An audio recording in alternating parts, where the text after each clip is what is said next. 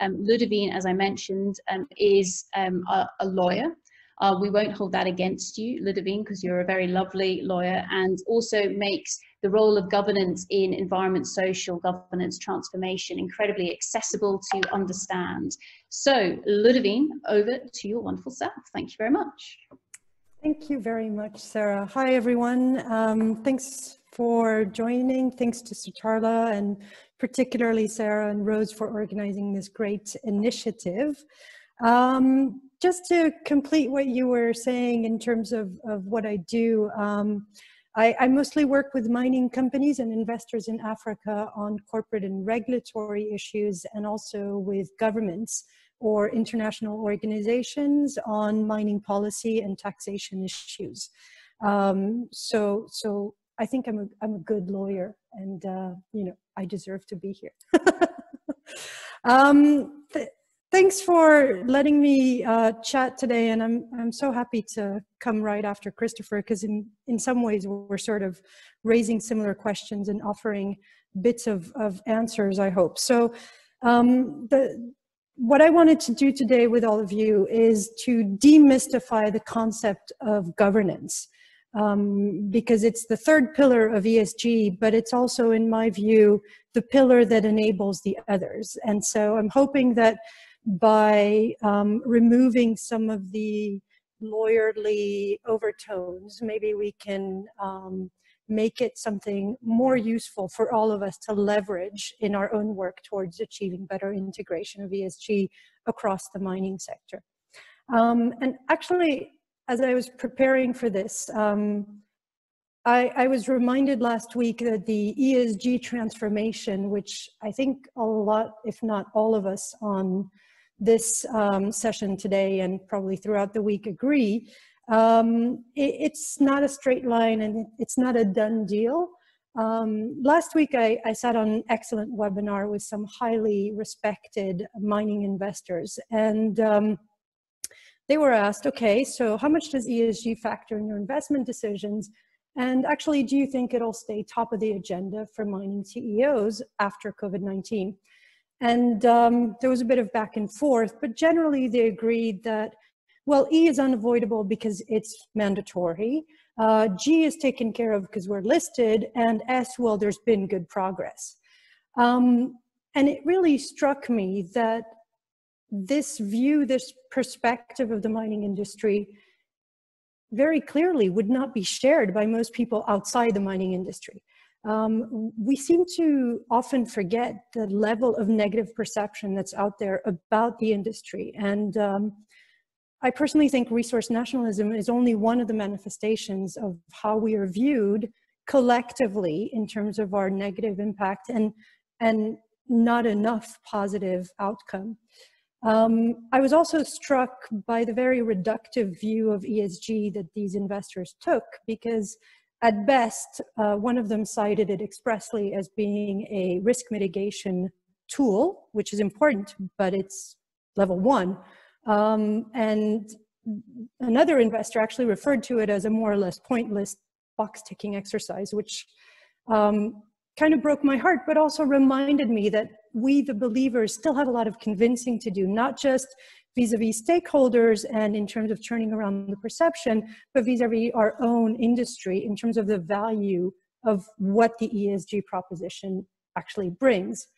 And really, that's why I wanted to start by discussing what's at stake here. This overly, extremely simplistic diagram here is really just a miniature snapshot of the #1 characteristic for me of the mining sector, which is the complexity and diversity of stakeholders in global value chains that basically circle the world once or twice. Christopher was alluding to it. And it's also characterized by actors who are not only disconnected in terms of their geographic location, but also their divergence of purpose. And when you look at that, one thing is clear is that there's no opportunity for complete alignment. What can be achieved is balance. And balance across these multi-stakeholder relationships, for me, comes when Firstly, it's agreed that none of these relationships is going to happen solely to the detriment of one or several others. And that's a decision. It's not something that just happens. The other thing that allows balance is if the essential moments of overlap or the areas of overlap are anticipated and managed in a way where all the parties are seeking confluence instead of conflict. And when I say the areas of overlap, I mean those key moments where parties interact with significant impact on the others. Permitting is one of them. Commercialization, because it's directly linked to taxation. These are moments when all of a sudden the chain has to come together, because if it breaks down there, then none of it works. And that management of those relationships, that is what governance is. There's two aspects to governance which you'll hear discussed. The first one is corporate governance. Summarized grossly, it's the relationships within and from the mining companies and exploration companies.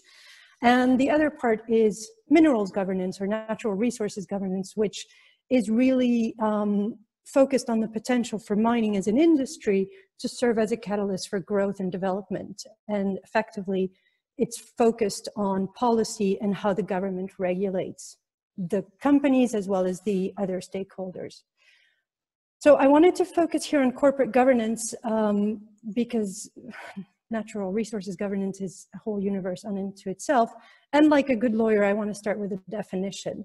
The reason I've proposed that we focus on this one is because I think there's about 20,000 frameworks and each have their own definition. I quite like this one because firstly, it's very modern in that it is, unlike the first corporate governance definitions, which arose in the early 1990s, basically in reaction to corporate scandals.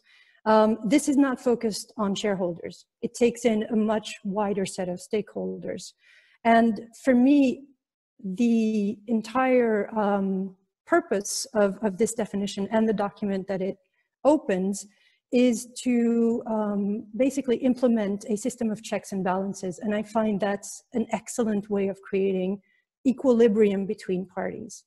The second reason I wanted to propose this is because the G20 OECD principles of corporate governance were first adopted in 1999. They were updated in 2015, and they're signed up to and endorsed by both of these key institutions. So effectively, in my view, they are the benchmark for national policy as well as private sector initiatives in corporate governance. And the third one is because this definition, for me, touches on the two key points that make corporate governance useful and not a pointless box-ticking exercise. Because it highlights that it's about objectives, principles. Again, it's a decision, and it's implemented via relationships. So if we think about corporate governance, one of the key mistakes we need to avoid is confusing it with compliance. Compliance is about adhering to a set of structures, policies, rules, procedures. These are extremely important. Let's not get that wrong. However, governance is when you factor in people, because structures and policies and procedures do not generate culture. They do not generate a system where people accept, internalize, and operationalize the principles underlying them. However, if there is buy-in, if there's a real organizational purpose that people can adhere to, and that is internal and external, that's when you turn compliance into something that drives a culture. And that culture is, in my view, one of the essential parts of organizational success. If we define organizational success as something that by definition takes into account multiple stakeholders, that's how we achieve governance. So I highlighted these 4 principles on the side because they're common across all corporate governance frameworks. And they are, for me, the way you bring people into this, because it's all down to people. Accountability and empowerment, I think we all understand, and they're 2 sides of the same coin. It's extremely important that people understand and are given the means to accept the responsibilities, but also that they're held to account on whether and how they've actually exercised that authority. Transparency, I want to be clear, transparency is not nice to have for its own sake. Transparency is the way we level the playing field between stakeholders who know and those who don't. And if we want meaningful engagement, we need a common base of information and knowledge. Transparency is about making engagement meaningful. Putting out shed loads of data, if it's not accurately presented in a way that it allows meaningful engagement, is a useless exercise. And that's when we fall back into the box ticking. And fairness for me is an important one because, again, structures, policies, procedures, rules, they come to their limit when you can adhere to the letter, but if you don't understand the spirit, you will fail. And that's where fairness comes in, because if we understand fairness as a guiding principle in an organization's decisions and actions and relationships, then that's where we effectively can strike the balance between multiple stakeholder interests.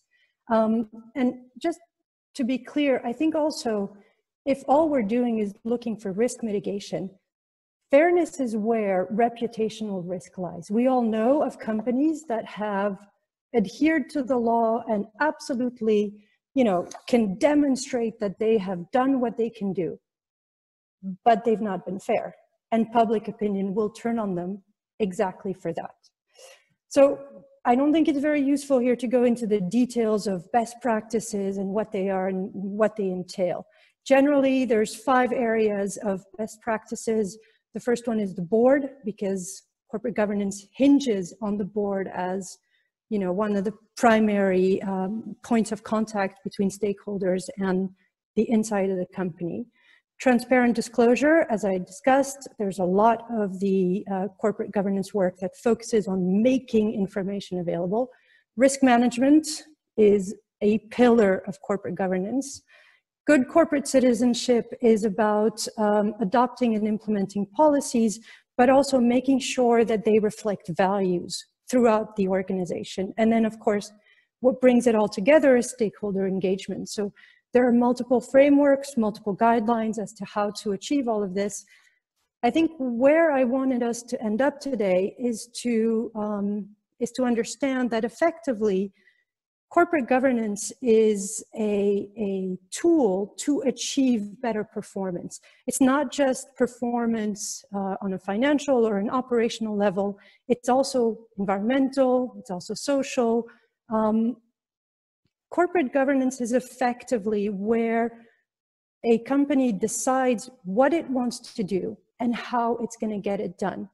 And that is the purpose of building these structures, because they effectively develop the resilience of a company, but also they are the way to achieve its own purpose. And so that's why I cited Robert Eccles, because he really is one of the great thinkers of ESG. And what he says is very clear. If you have appropriate corporate governance in place, then by definition, environmental and social will be managed properly, because the board is meant to represent the interests of an entire set of stakeholders.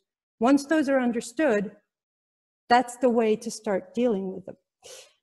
So that's what I wanted to discuss with you today, and I'm available for your questions. Thank you.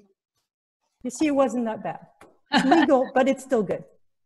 Brilliant. Thank you very, very much, Ludivine. That was absolutely fantastic. And we do have a number of questions for you if you're able to stay on the line just for another 5 minutes or so.